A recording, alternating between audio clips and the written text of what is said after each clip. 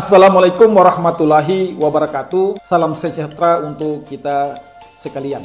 Perkenalkan, nama saya Saleh Al-Hamid, SIP MA, dosen pada program studi Pendidikan Pancasila dan Kewarganegaraan atau PPKN Universitas Negeri Gorontalo. Pada kesempatan kali ini, saya akan menjelaskan mata kuliah yang saya ampu pada semester 1 di program studi Pendidikan Pancasila dan Kewarganegaraan untuk memenuhi tugas ataupun salah satu persyaratan sertifikasi dosen tahun 2023 gelombang kedua dalam unjuk kerja atau pernyataan diri dosen dalam unjuk kerja Tridharma Perguruan Tinggi atau PDD UK TPT khususnya pada aspek pengajaran.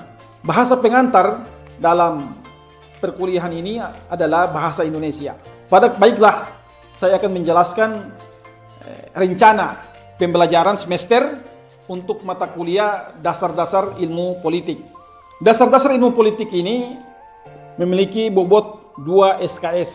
Kemudian yang berikutnya ranah pengetahuan, yaitu mahasiswa mampu memahami, menjelaskan dan menganalisis mengenai definisi dan pendekatan perkembangan ilmu politik, ruang lingkup dan kajian ilmu politik, serta konsep-konsep dan tema-tema spesifik di bidang ilmu politik, seperti sejarah dan konsep demokrasi, pembagian kekuasaan negara secara vertikal dan horizontal, kemudian memahami badan eksekutif, legislatif, dan yudikatif, sejarah perkembangan partai politik, definisi partai politik, fungsi partai politik, dan dinamika partai politik di Indonesia, serta manfaat ilmu politik dalam kehidupan bermasyarakat, berbangsa, dan bernegara.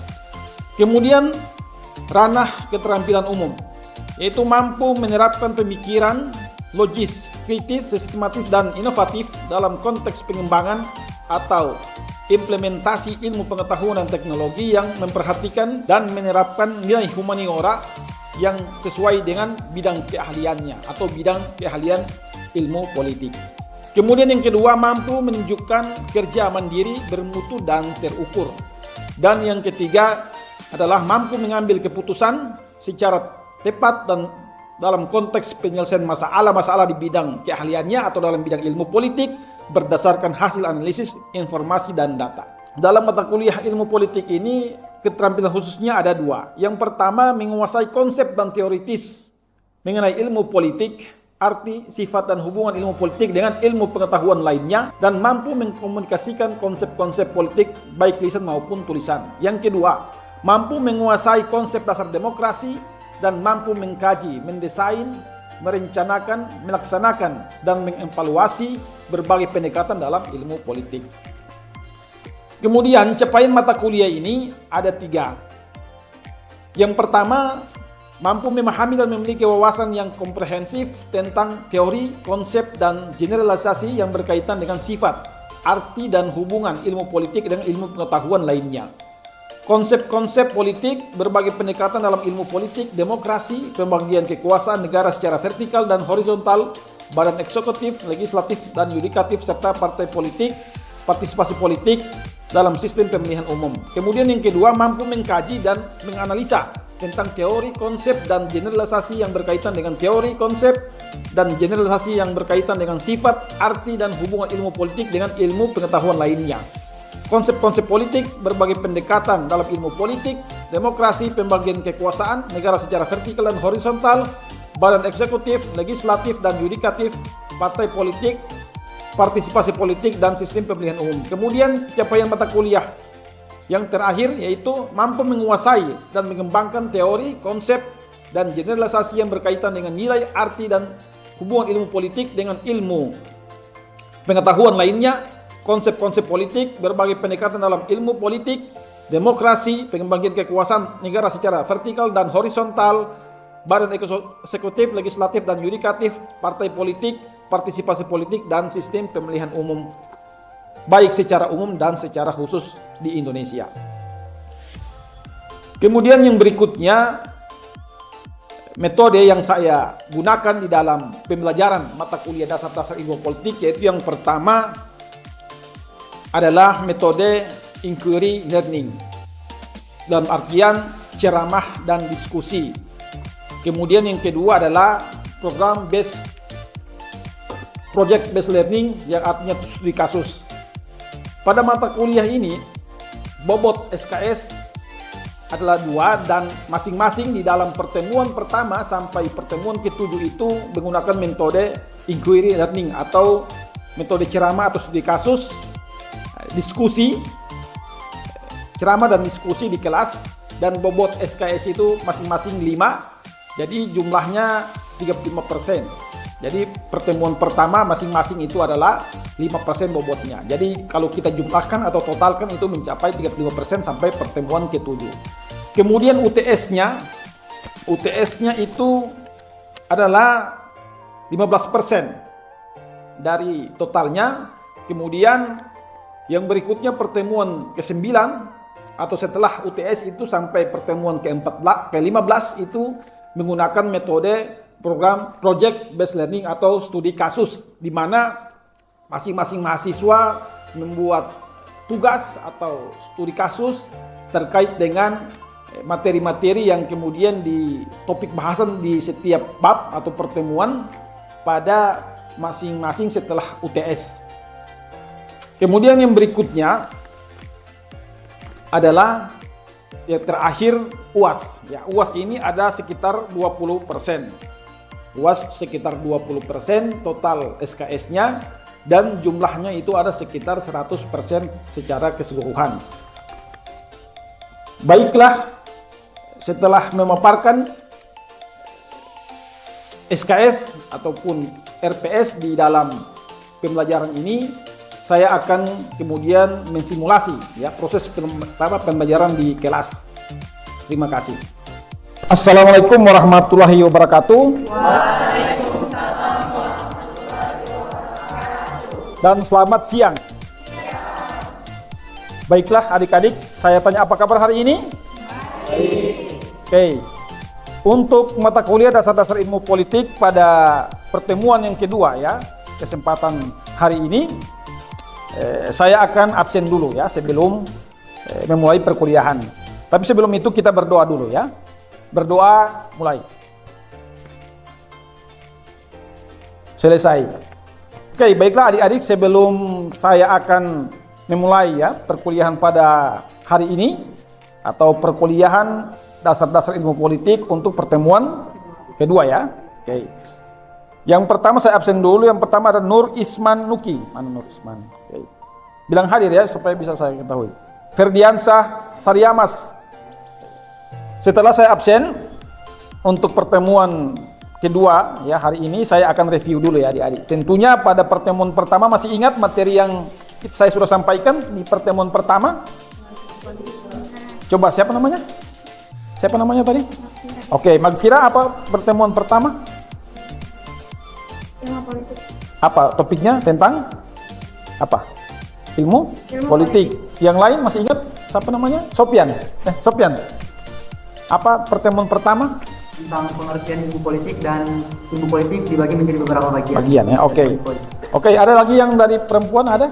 Gender? Apa politik sama namanya? Apa? Oke, Rahmawati, apa? Masih ingat pertemuan pertama? Perkembangan dan definisi ilmu. Oke, definisi ilmu politik. Baiklah. Adik-adik, sebelum saya lanjut, saya tanya dulu. Kan tadi sudah ada yang menjawab bahwa pertemuan pertama itu kita membahas perkembangan dan definisi ilmu politik. Oke, mana yang masih ingat apa sih definisi ilmu politik? Ada yang bisa memberikan jawaban? Oke, sebut nama ya. Oke.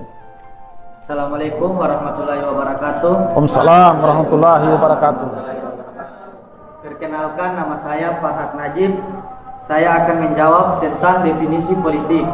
Politik adalah usaha yang ditempuh warga negara untuk mewujudkan kebaikan bersama.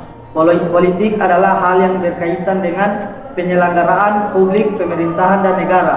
Secara umum terdapat dua macam sistem politik.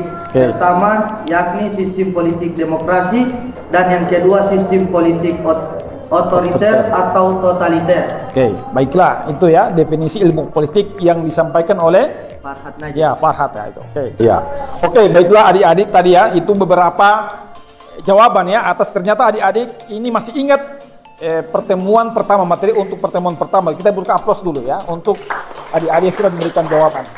Oke, baiklah, memang benar ya dikatakan oleh adik-adik tadi bahwa yang ilmu politik itu adalah ilmu yang mempelajari politik atau politics atau kepolitikan, ya, usaha menggapai kehidupan yang baik.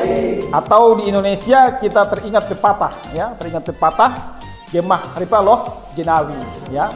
Kalau di orang Yunani, ya, mengatakan itu ilmu politik antara lain Plato dan Aristoteles bahwa namanya itu the good of life, ya. Jadi mencapai kehidupan yang baik. Jadi adik-adik semua bahwa di luar sana ya kita ketahui bersama. Jadi beruntung Anda itu kuliah di prodi Pancasila dan Kewarganegaraan. Ya, karena apa? Selama ini yang kita dengar ya pasti politik itu apa? Kan pasti namanya politik katanya busuk, ya. Itu kan salah sebenarnya. Politik tidak busuk. Justru tidak ada politik kita akan kacau, ya. Kita akan tidak mencapai kehidupan yang baik. Makanya perlu politik. Nah, orang-orang di sana itu salah memaknainya.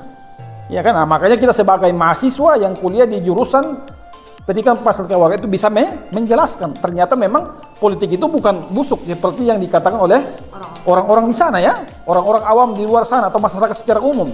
Tapi politik itu adalah mencapai kehidupan yang lebih baik, ya. Itu kehidupan yang kemudian kita tentram, ya, kita sejahtera, tidak ada konflik di sana, ya kan? Kita bisa sekolah, ya kan? Bisa bekerja, ya, jalan-jalannya bagus. Itu kan politik. Coba kalau tidak ada politik, kita akan kacau. Tidak ada keteraturan di sana, tidak ada kehidupan yang baik. Itu, ya, makanya politik itu penting. Nah, itu di situ kita pentingnya belajar ilmu politik. Dan kita sebagai mahasiswa nanti lulusan, ya, di PPKN ini kita bisa menjelaskan itu, ya, tugas kita. Itu. Kemudian kita jadi juru bicara, ya. Jadi bicara itu menjelaskan pada masalah bahwa politik ini baik sebenarnya. Cuman kemudian orang-orang yang salah menafsirkan atau salah memaknainya begitu. Iya, justru kalau tidak ada politik kita akan jadi negara yang atau negara yang akan kolaps nanti, hancur kita. Karena tidak ada yang mengatur itu. Ya, oke. Ternyata ya adik-adik setelah saya nilai Anda di pertemuan pertama itu Anda sudah memahami materi. Oke, baiklah saya akan lanjutkan di materi untuk pertemuan kedua. Nah, di pertemuan kedua ini setelah kita membahas di pertemuan pertama ya terkait dengan perkembangan dan definisi ilmu politik. Nah, di pertemuan yang kedua ini kita akan membahas tentang, ada yang tahu? Kan RPS saya sudah saya sudah serahkan atau berikan pada Anda di awal pertemuan. Ada yang tahu pertemuan kedua tentang apa? Konsep-konsep politik. Atau ada di antara Anda yang telah membaca apa sih yang dimaksud dengan konsep-konsep politik? Oke, Sopyan. Perkenalkan nama saya Ya. dan saya ingin merespon pertanyaan yang telah diberikan. Ya. Konsep-konsep politik itu terbagi menjadi 4. Ya. Yang pertama teori politik, Ya. masyarakat, Ya. negara, dan yang keempat itu kekuasaan. Ya, oke, buka aplaus dulu terhadap Sopyan. Begitu ya adik-adik. Anda harus mengetahui itu ya. Karena saya sudah menyerahkan RPS rencana pembelajaran semester di awal. Jadi Anda sudah tahu, oh Pak Saleh akan mengajarkan pertemuan pertama ini ya, pertemuan kedua ini sampai dengan yang terakhir sampai dengan UAS. Harus sudah diketahui biar ada persiapan juga. Ya, Anda belajar juga begitu sebelum saya kemudian memberikan materinya. Jadi benar yang dikatakan Sopyan tadi bahwa kita akan belajar pada pertemuan kedua ini adalah konsep-konsep politik. Ya, yang pertama tadi apa? Ada teori politik. Kemudian ada masyarakat, kemudian ada negara, kemudian ada kekuasaan. Oke, berikan aplaus dulu ya terhadap kalian.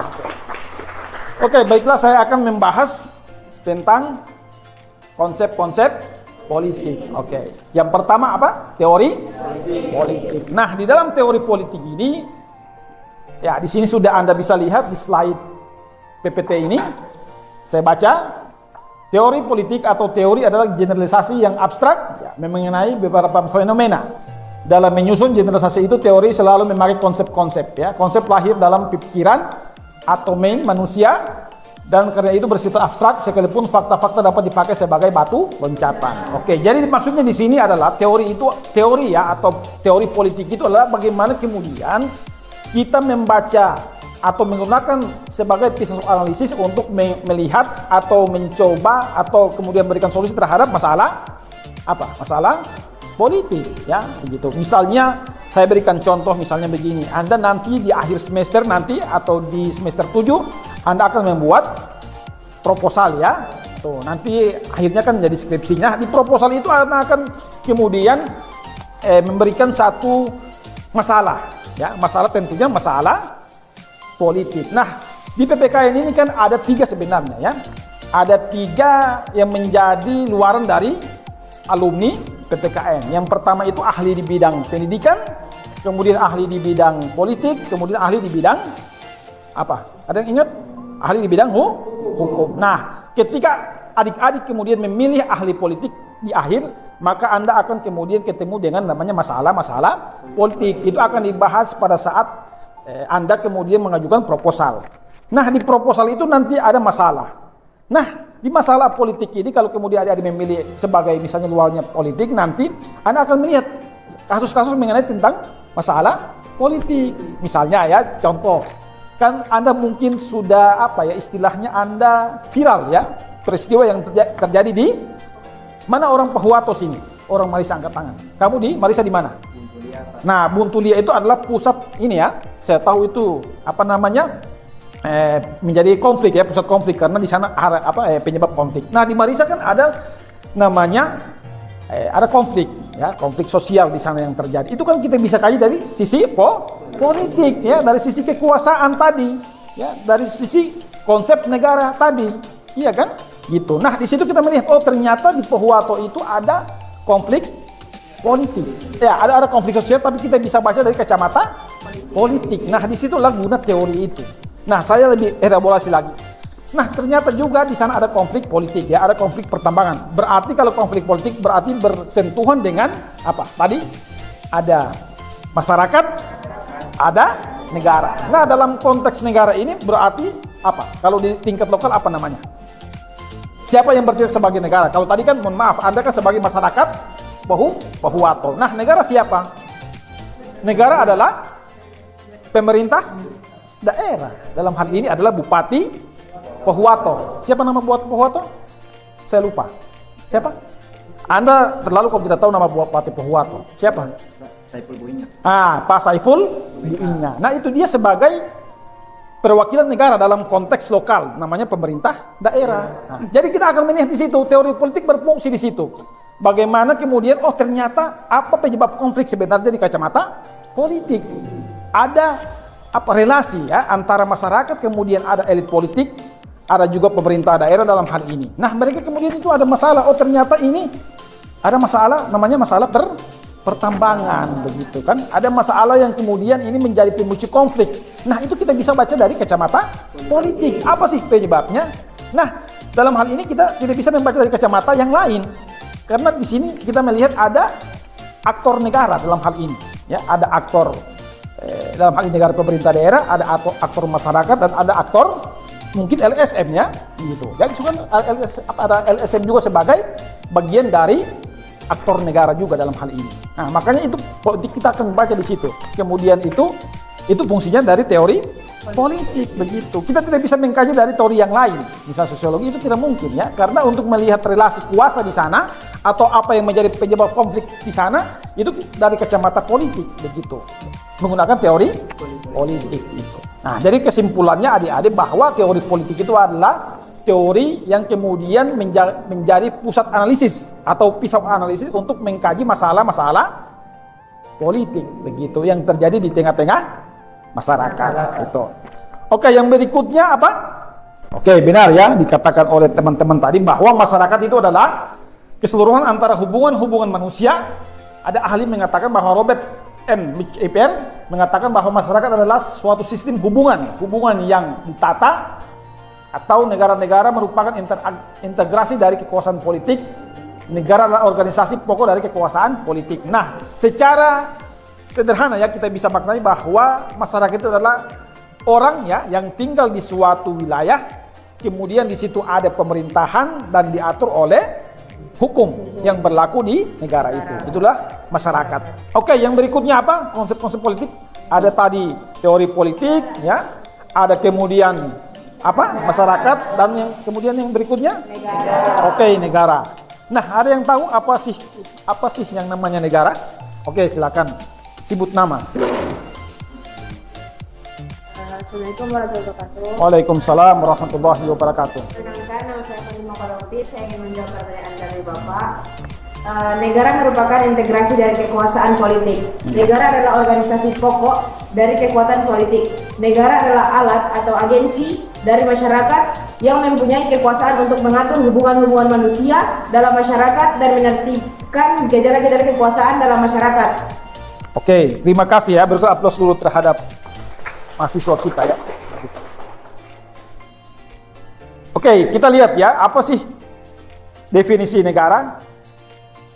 Oke, definisi negara ya. Negara menurut Roger H. Soltau adalah sebagai agen ya atau kewenangan yang mengatur atau mengendalikan persoalan-persoalan bersama atas nama masyarakat. Nah, kalau kita kaitkan dengan apa tadi? Definisi ilmu politik adalah apa tadi? Untuk mencapai kehidupan yang baik. Nah, di situ peran negara. Nah, peran negara apa? Kemudian mengatur masyarakat untuk menjadi yang terbaik. Ya, masyarakat harus sejahtera, ya, harus bisa sekolah. Ya, sudah. Kemudian yang berikutnya apa? Kekuasaan. Ya, tadi jadi konsep itu ada berapa? Ada teori politik, masyarakat, ada negara, kemudian ada kekuasaan. Jadi kekuasaan ya saya bisa maknai atau saya bisa jelaskan secara Anda bisa mengerti adalah kekuasaan adalah bagaimana si A ya bisa mempengaruhi si B sehingga si B mau mengikuti apa yang menjadi kemauan atau menjadi perintah si A. Saya berikan contoh. Coba maju Sofyan. Contohnya. Oke, maju Sofyan. Ayo sini. Oke, silakan. Oke, siap gerak. Oke. Hadap kanan gerak. Oke. Hadap kiri, gerak. Oke. Oke, terima kasih Sofyan. Itulah makna kekuasaan ya.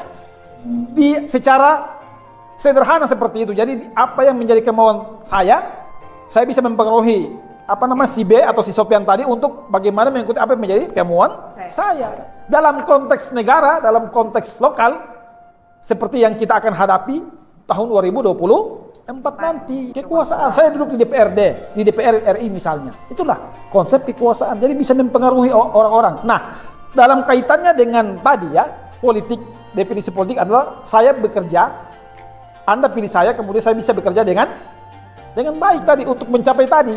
Gitu. Jadi tugas saya sebagai misalnya anggota DPR RI, misalnya bagaimana aspirasi-aspirasi atau menjadi kebutuhan masyarakat itu kemudian bisa terrealisasi atau tersampaikan begitu. Misalnya si Sofyan mau beasiswa. Ya, Sofyan orang yang susah misalnya, misalnya susah, tidak punya biaya untuk kuliah.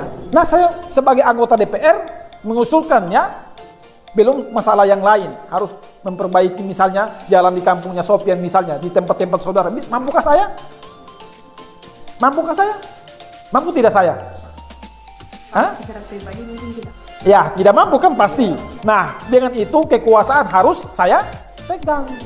Mohon maaf, makanya dalam agama itu ketika kita berlaku adil kita akan masuk surga. Makanya kekuasaan itu penting ya, penting. Agar supaya apa? Yang tidak bisa saya akomodir atau saya bantu ketika saya ada kekuasaan, kemudian bisa saya bantu begitu. Makanya penting kekuasaan itu adik-adik ya, gitu. Kalau skala rektor nggak mungkin membantu. Mungkin saya bantu hanya sekitar kampus. Tapi kalau saya DPRD, anggota DPR, ya seluruh Indonesia saya bisa bantu tadi. Saya bisa aspirasikan dan itu negara bisa membantu itu ya. Gitu. Itu namanya kekuasaan. Nah, jadi kekuasaan itu sangat penting adik-adik ya. Gitu. Jadi Anda jangan salah artikan kekuasaan itu. Oke, baiklah adik-adik. Sampai di sini ada pertanyaan? Atau kita bikin kelompok diskusi dulu ya. Oke, dibagi 3 kelompok. Jadi ada kelompok masyarakat ya, ada kelompok negara, ada kelompok kekuasaan. Oke, silakan sekarang membagi begini aja supaya biar ini. Oke, baiklah tadi ya dibagi menjadi 3 kelompok. Ada kelompok masyarakat, ada kelompok negara, ada kelompok kekuasaan. Baiklah adik-adik bisa mempresentasikan ya supaya tadi materi saya kalian bisa pahami ya, kalian bisa implementasikan dalam bentuk diskusi atau saya akan uji di sini. Kalian punya pemahaman ya terkait dengan materi yang saya sudah sampaikan tadi. Oke, baiklah adik-adik, ada itu kalian saling memberikan pertanyaan antara kelompok. Silakan. Mulai dari kelompok mana dulu? Oke, silakan. Bertanya ke kelompok mana? Oke, silakan. Pertanyaannya apa? Oke. Saya akan bertanya tentang apa tujuan dan fungsi negara. Oke, silakan. Oke. Berapa menit untuk memberikan atau langsung bisa dijawab? Oke, langsung. Oke, terima kasih. Saya akan menjawab pertanyaan Saudara Isman. Pertanyaannya apa tujuan dan fungsi negara? Fungsi negara tersebut ialah pelaksanaan ketertiban, kemakmuran dan kesejahteraan, pertahanan dan keamanan, serta fungsi keadilan. Setiap fungsi negara tersebut mempunyai peran masing-masing. Namun, hal tersebut tetap mengacu pada tujuan yang sama, yaitu mencapai kehidupan negara yang layak bagi setiap rakyatnya. Terima kasih. Oke, berikan aplaus dulu ya terhadap kelompok ya. Ada tadi semua kelompok telah memberikan presentasinya dengan baik ya. Saya akan nilai kelompoknya itu nilainya yang baik. Ya, ada kelompok masyarakat, ada kelompok negara, kemudian ada kelompok kekuasaan ya. Oke, secara umum itu kalian sudah baik. Berikan aplaus sekali lagi. Oke. Berikutnya saya akan terakhir ya, sebelum saya akan menutup perkuliahan kita pada pertemuan kedua hari ini, saya akan memberikan tes ya secara individu. Tadi kan secara kelompok saya sudah berikan nilai. Nah, ini sekarang secara individu ya, untuk tes terkait dengan materi tadi ya. Anda review ya secara singkat materi pertemuan tadi. Oke, sudah? Oke, sudah ya? Apa yang saya kumpul? Sudah ya? Oke. Baik, sudah saya kumpul. Oke, baiklah adik-adik. Perkuliahan kita saya akan tutup ya. Sebelum saya tutup, saya akan review ya pertemuan kami hari ini, pertemuan kita. Yaitu yang pertama tadi membahas tentang teori, ya judulnya kan konsep-konsep politik. Jadi ada konsep politik itu ada teori politik, ya masyarakat, negara, ada kekuasaan. Oke, itulah pertemuan kita pada hari ini. Sebelum saya tutup, kita berdoa dulu ya. Gitu. Berdoa dulu menurut agama dan kepercayaan kita masing-masing. Berdoa mulai. Selesai. Oke, baiklah adik-adik, saya gambaran sedikit. Pertemuan ketiga itu kita akan membahas tentang pendekatan dalam ilmu politik. Nah, Anda siapkan pertanyaan. Nah, saya sudah berikan referensi ya untuk kalian baca. Nah, kalian review itu, kemudian ada hal-hal yang Anda perlu tanyakan atau Anda belum pahami di bab berikutnya atau pertemuan berikutnya, yaitu tentang topik pendekatan dalam ilmu politik. Tolong dibaca ya, dan Anda memberikan pertanyaan. Kemudian kita akan diskusikan pada pertemuan ketiga nanti. Demikianlah pertemuan kita ya pada kuliah dasar-dasar ilmu politik pada hari ini, pertemuan kedua. Terima kasih. Assalamualaikum warahmatullahi wabarakatuh.